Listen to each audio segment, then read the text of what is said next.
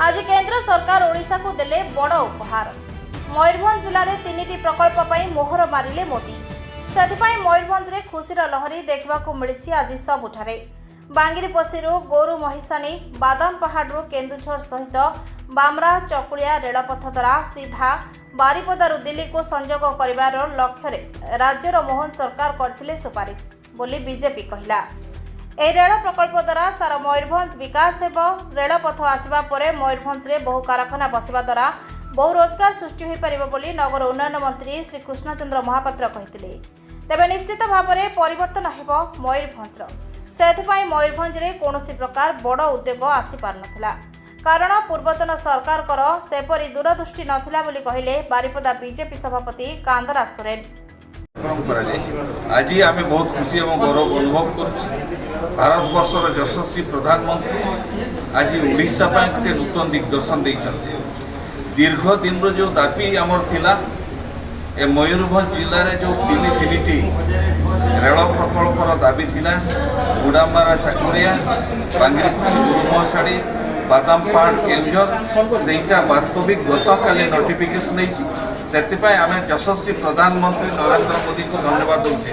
गतकाली भारत वर्ष में 8 गोटी रेल प्रकल्पर जो शुभारंभ आरंभ कर भितर ओडिशार 6टी प्रकल्पर स्थान पाई एवं 6 प्रकल्प भितर मयूरभंजर 3 गोटी रेल लाइन स्थान देइथिबारु यशस्वी प्रधानमंत्री नरेंद्र मोदी को धन्यवाद देवा सहित आमर समस्त केंद्रीय नेतृत्व मंडली को धन्यवाद दूचे। ओडिशा रे आमे वर्तमान यशस्वी मुख्यमंत्री मोहन माझी को भारतीय जनता पार्टी मयूरभंज तरफ धन्यवाद दूचे। ए मयूरभंज माटी रे एते दिन धरिक समस्त आशा आकांक्षा कल्पना परिकल्पना थिला जे बोडामरा चाकुलिया बांगिरीपोशी गुरु महसाणी और बादाम पहाड़ केन्दुझर रेल केमती संजोग हो पार से स्वप्न आज मोदी जी साकार कर मयूरभंज समस्त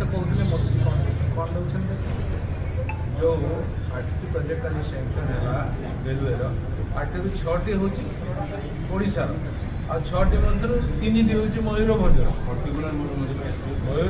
3टी गुरु महिषाणी बादाम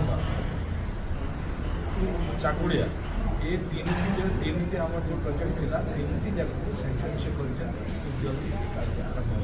ये गोटे बड़ आशा था बड़ा आकांक्षा था केमती आम मयूरभंज दिल्ली में मिस तेणु दिल्ली में मिसाइल दुईटा रास्ता तैयारी गुड़ामरा चाकुड़िया और बांगिरीपोशी तो बड़ accident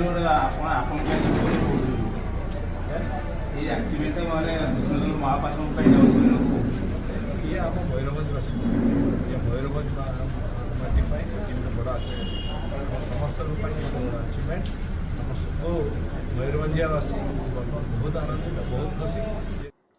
bureau report prime time Odia news.